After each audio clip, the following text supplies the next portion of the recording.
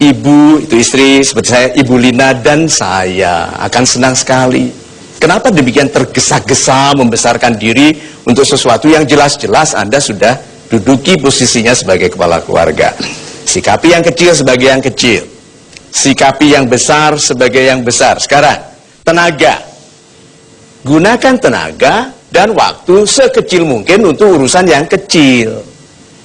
Lalu curahkan waktu dan tenaga sebesar-besarnya untuk yang membesarkan kehidupan. Jadi kadang-kadang kita sudah tahu apa yang harus dilakukan tapi tidak melakukan. Sehingga timbul anjuran berikutnya adalah lakukan yang harus dilakukan. Jangan lakukan yang tidak boleh dilakukan. Kalau itu dilakukan nanti hasilnya S-U-S-A. Susah.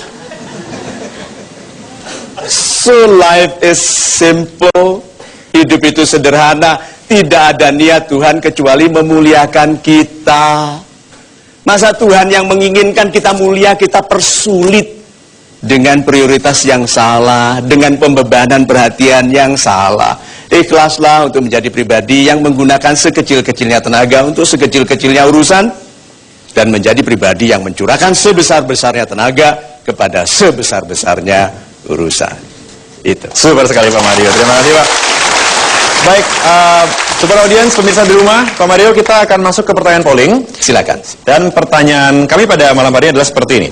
Anda dan atasan Anda diundang makan malam di rumah seorang duta besar dari negara tetangga. Tiba-tiba atasan Anda tanpa sengaja memecahkan sebuah guci kuno yang harganya sekitar 1 miliar rupiah.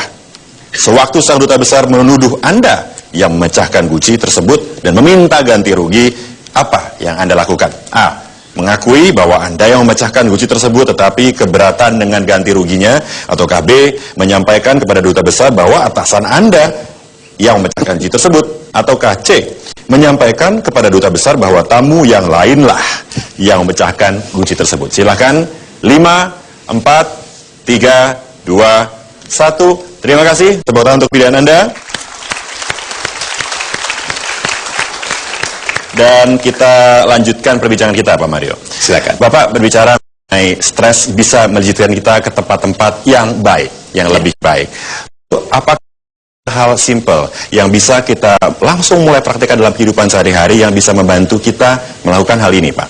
Yuk, kita buktikan dalam interaksi yang sebenarnya antara suami dan istri yang merasakan ketegangan dan tekanan itu dalam kehidupan mereka.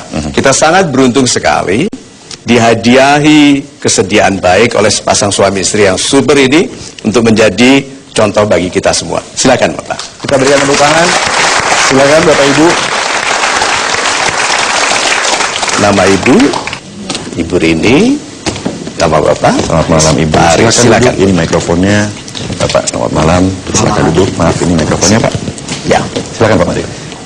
Sahabat Indonesia yang super. Tuh, beritahu saya, Pak Aris dan Ibu Rini, seandainya Anda bisa mengulangi kehidupan pernikahan Anda, apa yang akan Anda lakukan lebih baik? Saya akan mencari tempat tinggal yang lebih dekat ke Jakarta.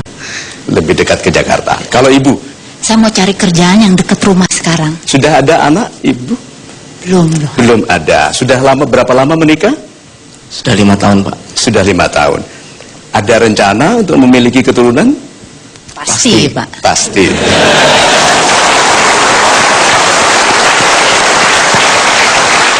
Apakah kesibukan Anda berdua bekerja itu memberikan sumbangan bagi lambatnya datangnya keturunan?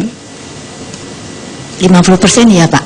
50%. Kalau saya tidak, karena sebetulnya kalau kita bisa mengalokasikan waktu dengan baik untuk istirahat dan berhubungan dengan intens, saya kira bisa berhasil. Jadi mungkin pekerjaan yang demikian menuntut ini sampai tidak memberikan waktu kepada badan kita untuk menyesuaikan diri menjadi pria dan menjadi wanita yang pantas untuk mendapatkan keturunan. Apakah itu kesimpulannya? Mungkin waktunya kita tidak bisa mengatur dengan lebih baik, jadi sampai rumah sudah capek, lelah, begitu. 93% maksud orang tidak pernah dikatakan. Kata-kata hanya digunakan mewakili 7% dari maksud kita. Dan perhatikan Pak Aris setiap kali mau bicara melihat dulu kepada Ibu. Berarti ada kehati-hatian yang ekstra di Pak Aris untuk khawatir tidak menyenangkan Ibu. Sehingga Bapak menjadi lebih menyesuaikan diri daripada mengambil inisiatif untuk memutuskan sebagai seorang suami. Jadi, melihat lagi.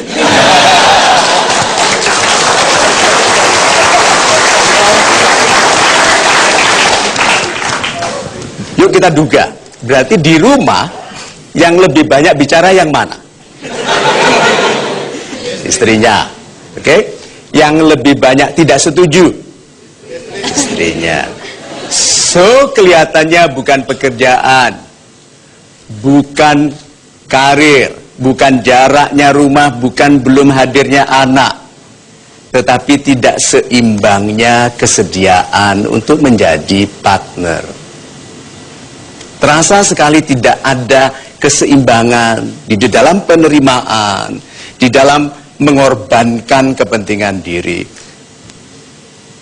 Orang-orang yang meninggalkan kepentingannya, yang dia pikirnya baik untuk sesuatu yang lebih besar, sering menemukan yang lebih besar di tempat yang baru. Oke?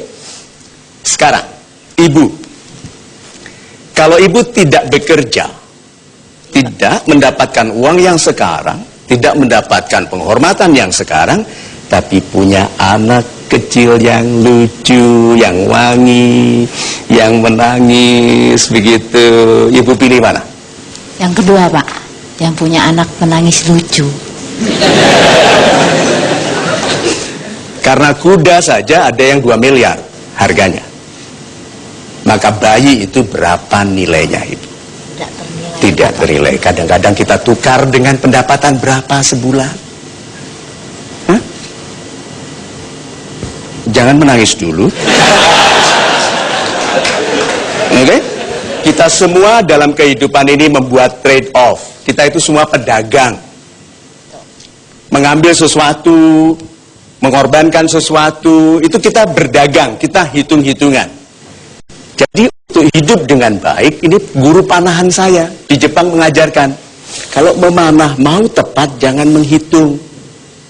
Karena waktu saya membidik dan lepas, beliau tanya, "Did you count? Did you calculate, Miss Sisusan?" Dia bilang, "Yes, saya menghitung." Dia bilang, no.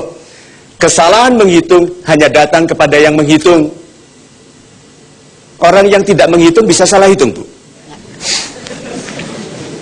Tidak, dan kehidupan itu yang disebut ikhlas adalah yang tidak memperhitungkan jaminan Tuhan. So, mungkin hidup ini akan jadi lebih indah apabila kita masing-masing melihat satu sama lain sebagai pemulia kehidupan. Tidak boleh kita mengharuskan satu bagian sebagai pihak yang mengalah untuk saya menjadi hebat. Atau tidak boleh seseorang mengalah hanya supaya hidupnya damai. Kita harus tegas mengenai yang baik bagi diri kita. Ibu, kita kadang-kadang kita harus menghitung bahwa keberanian yang paling hebat kalau mau menghitung adalah keikhlasan. Karena orang yang ikhlas adalah orang yang meloncat tanpa tahu akan jatuh di mana. Tapi kalau ibu dan bapak ikhlas untuk menjadi pribadi yang saling menguatkan, bergandengan tangan, peluk tangan, lalu bilang, pertanyaan saya reverse sekarang. Kalau ada waktu untuk mengulangi kehidupan pernikahan Anda, apa yang Anda akan lakukan? Lagi lebih baik saya sekarang tanya, apakah ada waktu untuk mengulangi? Tidak. Tidak. Jadi kapan kalau gitu mau menjadi istri yang baik sekali ke suaminya? As soon as possible, Pak. Good. Bagaimana kalau Bapak memulai secepat mungkin karena kehidupan ini tidak bisa diulang untuk menjadi suami yang lebih tegas, menyampaikan ini yang baik bagi kita? Harus segera. Harus segera. Good. Lalu ibu ikhlas untuk mengizinkan suami punya pendapatnya sendiri? Ikhlas, Pak.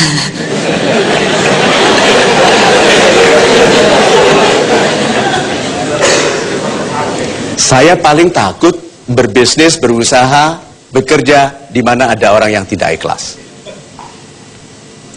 Kalau yang Bapak lakukan membuat ibu tidak ikhlas, atau yang ibu lakukan membuat dia tidak ikhlas, tidak akan baik kehidupan. Jadi kalau begitu anjuran saya setelah mendengarkan ini tadi, jadilah suami istri yang ikhlas, bahwa kalau baik hidupnya dibaikkan. Kalau terbukti cara-cara kita belum memuliakan kita, pasti ada yang harus diperiksa pada cara-cara kita. Gitu ya. Ibu, have that baby. Have that baby. Terima kasih. Amin. Super sekali Pak Mario, terima kasih banyak. Kita break sejenak Pak, kita akan kembali di segmen berikutnya. Tetaplah bersama kami di Mario Teguh Golden Ways.